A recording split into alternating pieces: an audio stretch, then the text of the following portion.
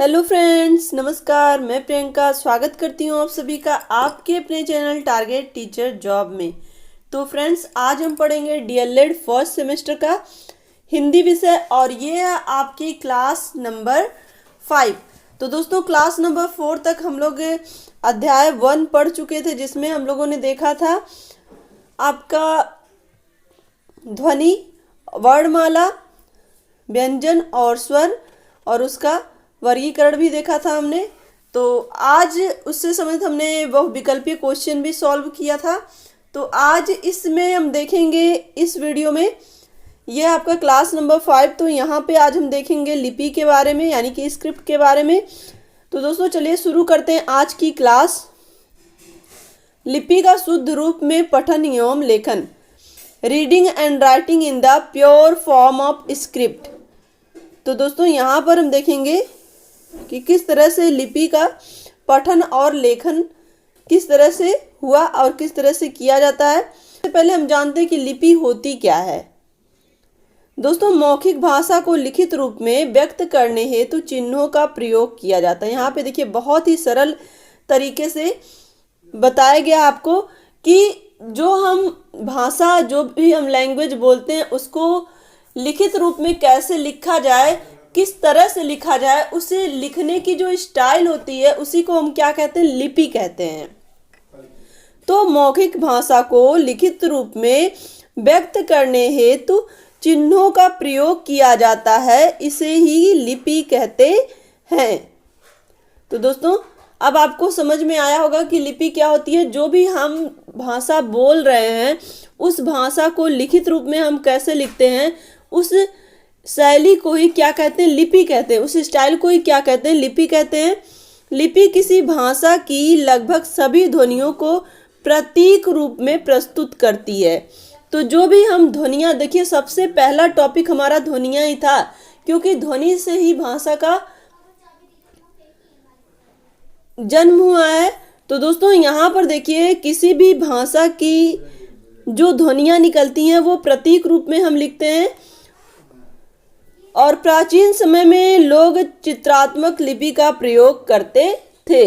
तो दोस्तों, यहाँ पर देखिए, आज हम लोग जो लिखते हैं वो लिपि के रूप में, वो अक्षर के रूप में लिखते हैं लिपि, लेकिन पहले लोग चित्रात्मक रूप में लिपि का प्रयोग करते थे। तो अब हम देखेंगे देवनागरी लिपि। दोस्तों, हिंदी वर्णमाला की जो लिपि है वो देवनागरी लिपि है और इसको नागरी लिपि भी कहा जाता है। तो दोस्तों देखिए, हमारी जो हिंदी भाषा वो किस लिपि में लिखी गई है, वो देवनागरी लिपि में लिखी गई है। अब हमें यहाँ पे देखेंगे देवनागरी लिपि की परिभाषा। तो दोस्तों, यहाँ पर देखिए, देवनागरी लिपि की परिभाषाएं डॉक्टर देवेंद्र कुमार शास्त्री के अनुसार विश्व की आधुनिक सभी लिपियों में देवनागरी लिपि का स्थान सर्वश्रेष्ठ है। तो दोस्तों देखिए, जो देवनागरी लिपि का जो जन्म हुआ है ये हमारी संस्कृत भाषा से हुआ। संस्कृत भाषा जो कि सबसे प्राचीन और सारे भाषाओं की जननी मानी जाती है, और यही रीजन है कि जो देवनागरी लिपि है ये भी सभी लिपियों में श्रेष्ठ मानी जाती है। तो यहाँ पर हम देखेंगे, पिटमैन के अनुसार संसार में यदि सर्वांगीण अक्षर है तो देवनागरी के हैं। सर्वांगीण का मतलब सबसे अच्छा, सबसे शुद्ध, जो कि पूरी तरह से विकसित है। तो यहाँ पे इनका क्या कहना है, पिटमैन का, कि संसार में जो जितनी भी भाषा है उनके जो अक्षर हैं, वो अक्षर अगर हम बात करें तो देवनागरी लिपि के अक्षर ही सबसे ज़्यादा विकसित है, सर्वांगीण उनका विकास हुआ है। आगे हम देखेंगे देवनागरी लिपि की विशेषताएं क्या हैं। दोस्तों, वीडियो को लाइक कर दीजिएगा और चैनल पे नए हैं तो प्लीज़ चैनल को सब्सक्राइब भी कर लीजिएगा, क्योंकि वीडियो के अंत तक बहुत ही कम लोग पहुंचते हैं। तो बाद में अगर मैं बोलती हूँ लाइक शेयर सब्सक्राइब तो बहुत ही कम आता है। दोस्तों देखिए, आपके लिए नोट्स बनाना और फिर आपके लिए वीडियोज बनाना, उसको एडिट करना, सारी चीज़ें तभी पॉसिबल हो पाती हैं जब आपके लाइक होते हैं, जब आप वीडियो को शेयर करते हैं, जब वीडियोज में अच्छा रिस्पॉन्स आता है, तो कहीं ना कहीं मनोबल बढ़ता है कि हम जो भी कर रहे हैं कुछ अच्छा कर रहे हैं। तो इसलिए दोस्तों प्लीज़ वीडियो को शेयर और चैनल को सब्सक्राइब जरूर कर लीजिए, जिससे कि हमारा मनोबल बढ़े और हम आपके लिए इसी तरह से नई नई वीडियोज लाते रहें। तो दोस्तों अब हम देखेंगे देवनागरी लिपि की विशेषताएं। यह लिपि अत्यंत सरल है। इसकी पहली विशेषता क्या है कि जो देवनागरी लिपि है ये अत्यंत सरल है और इसका प्रयोग व्यापक रूप में किया जाता है और इस लिपि में लेखन और मुद्रण के अक्षर एक समान हैं। लेखन और मुद्रण दोनों ही अक्षर एक समान है, यानी कि जो जिस तरह से हम लिखते हैं उसी तरह से इसकी छपाई भी होती है इस अक्षर की, यानी कि जो इसकी छपाई और लेखनी दोनों एक तरह की है, अलग अलग तरह से नहीं है। तो और साथ ही ये व्यापक रूप में है और अत्यंत सरल भी है। यहाँ पे देखिए देवनागरी लिपि के प्रत्येक अक्षर सुंदर व वक्र हैं। तो दोस्तों देखिए यहाँ पे हमारा जो यहाँ पे जिस भाषा में हम पढ़ रहे हैं हिंदी भाषा में, तो इसकी लिपि देखिए, ये जो लिखा गया ये एक लिपि है। कौन सी लिपि है? देवनागरी लिपि है और इसमें देखेंगे प्रत्येक अक्षर सुंदर और वक्र हैं। इसकी वर्णमाला का वर्णक्रम वैज्ञानिक है। तो ये इसकी विशेषताएं हो गई। अब दोस्तों हम देखेंगे यहाँ पर राइटिंग प्रैक्टिस यानी कि लेखन अभ्यास।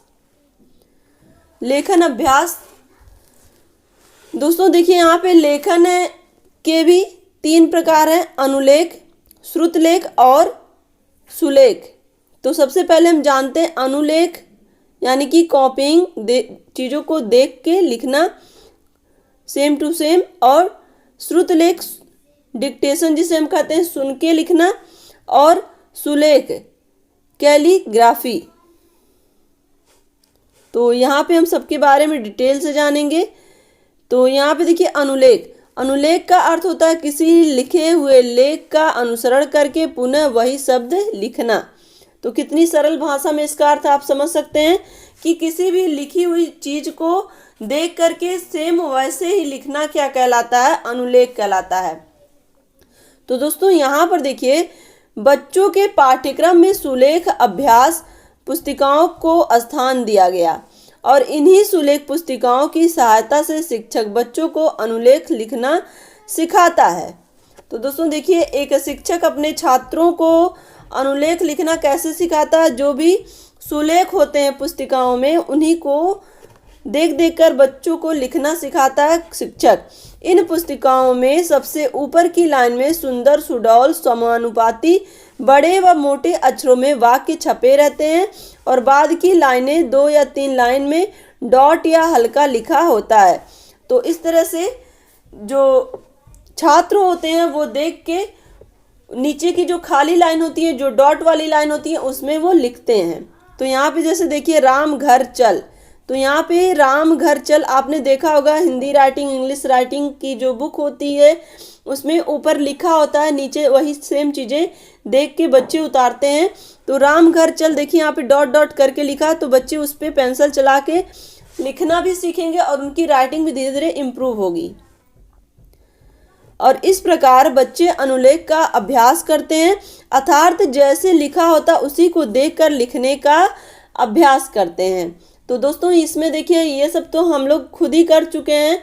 हमने अपने स्कूल टाइम पे हम लोग जब छोटे बच्चे थे नर्सरी केजी तक, तो हम लोग भी इस तरह से कर चुके हैं। तो इसलिए हमें भी ये सारी चीज अनुभव है। तो इस तरह से हम अब एक शिक्षक बनने जा रहे हैं, तो हमें अपने बच्चों को कैसे पढ़ाना है उस तरह से यहाँ पर हमें वही सारी चीज़ें फिर से उनको बतानी है, किस तरह से वो लिखना सीखेंगे, किस तरह से वो जो अक्षर है उसको बनाना सीखेंगे। अब यहाँ पर देखिए श्रुतलेख यानी कि डिक्टेशन। दोस्तों श्रुतलेख का अर्थ है सुनकर लिखना और इसमें अध्यापक बोलते जाते हैं तथा छात्र तेज गति से लिखते जाते हैं। तो दोस्तों ये तो आपको पता होगा, जिसको हम साधारण बोलचाल की भाषा में इमला कहते हैं।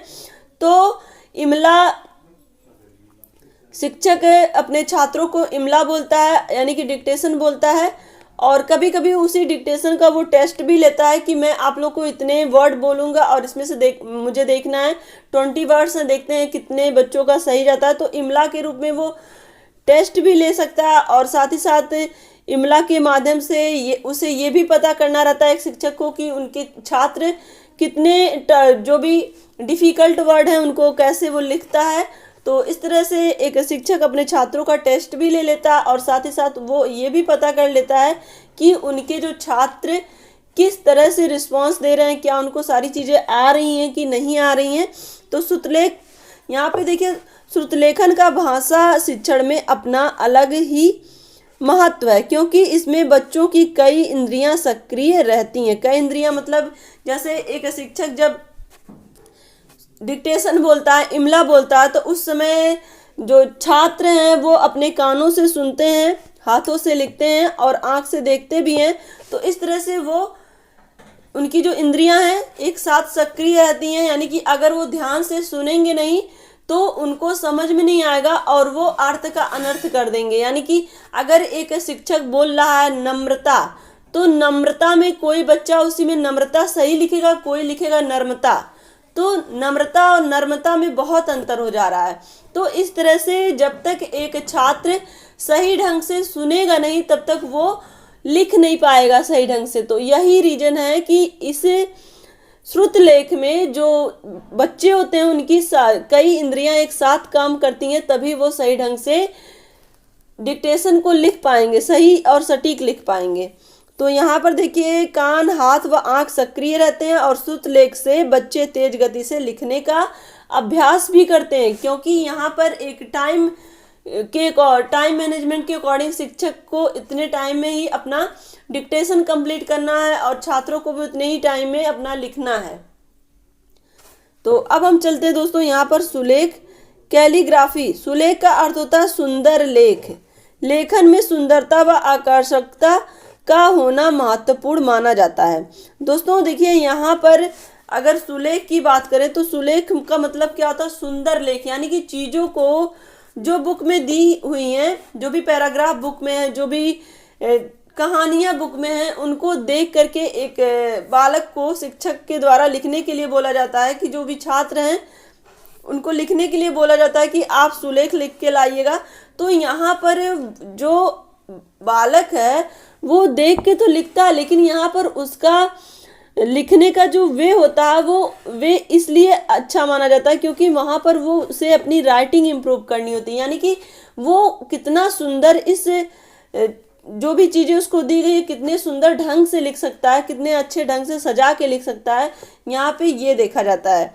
तो छात्रों की लिखावट अच्छी हो, इसके लिए प्रारंभ से ही बच्चों को लिखने का अभ्यास कराना चाहिए और सुलेख लिखते समय शिक्षक को सक्रिय रूप से छात्रों की सहायता भी करनी चाहिए। यानी कि जब एक शिक्षक अपने छात्रों को सुलेख लिखने के लिए कहे तो उनकी जो भी वर्तनी है उन पर भी ध्यान दे और साथ ही साथ जो सुलेख लिखा जा रहा उसमें अक्षरों के बीच गैप कितना है, यानी कि अक्षरों के बीच की दूरी कितनी है, अक्षरों की ऊंचाई कितनी है, यहाँ पे हर एक चीज़ शिक्षक को अपने छात्रों को बताना होता है कि वो किस तरह से लिखें जिससे कि उनका जो राइटिंग है वो देखने में, उनकी जो लिखावट है देखने में आकर्षक के साथ साथ सही भी लगे।